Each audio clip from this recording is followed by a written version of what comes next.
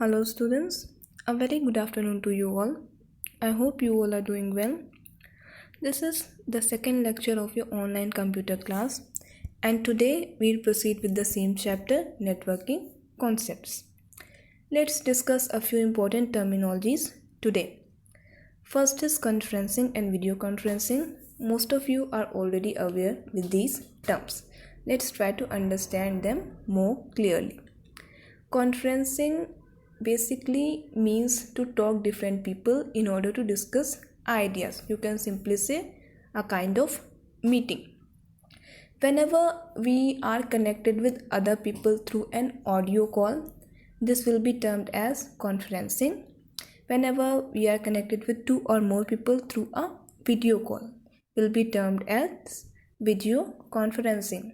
Examples could be audio conferencing can be like audio call of WhatsApp, of Instagram, of simple your phone calls also. And in case of video conferencing, the best example is the meetings of Zoom, Google Meet. You can also call your friend or your family by video call of WhatsApp also. Next is internet, intranet and extranet. Most of you are very confused with these two terms, internet and extranet. So basically, internet is the service provider through which different things are connected to each other.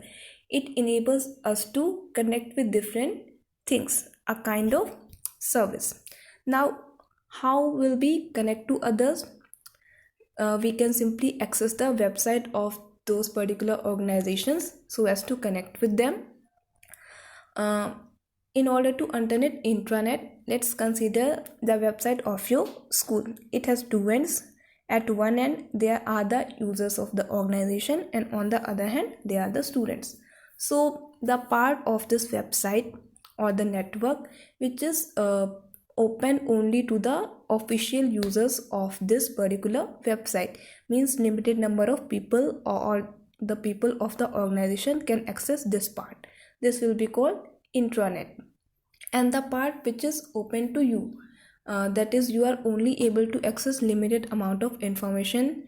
Suppose you can access only your ID, means you are accessing limited amount of information.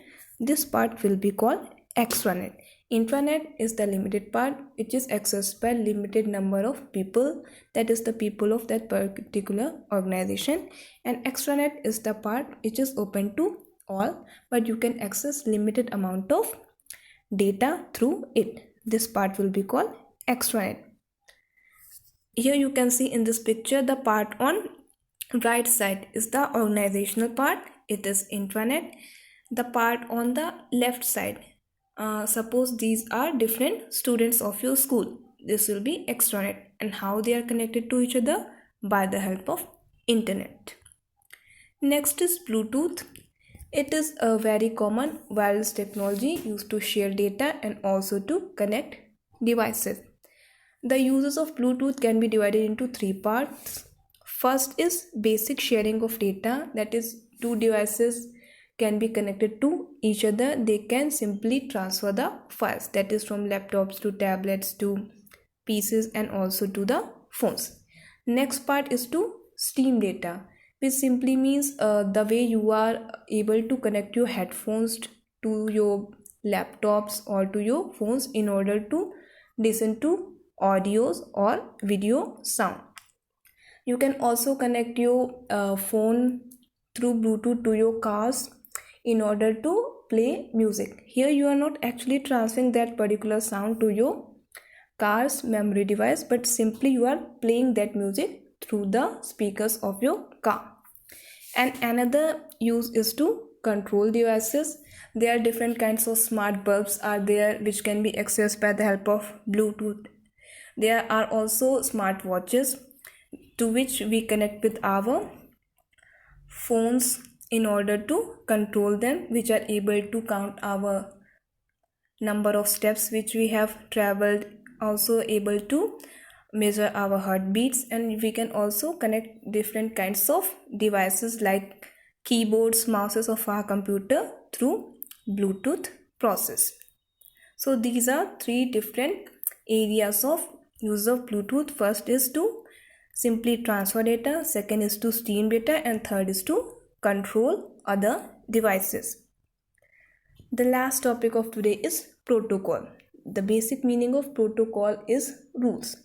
Every organization, every office, every school has certain set of rules. Similar will be the rules on the networks and whenever we are sharing any data. As you can see here, on the right side there is a server and on the left side there are clients. Clients are basically the users and server is the main operator of any particular network.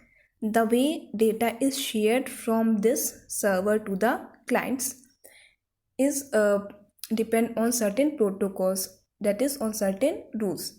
For example, the data can be compressed or not, to which users a particular data is to be transferred. These kinds of different rules which are to be followed in order to share data which is defined or fixed by that particular network or service provider. These will be called protocols.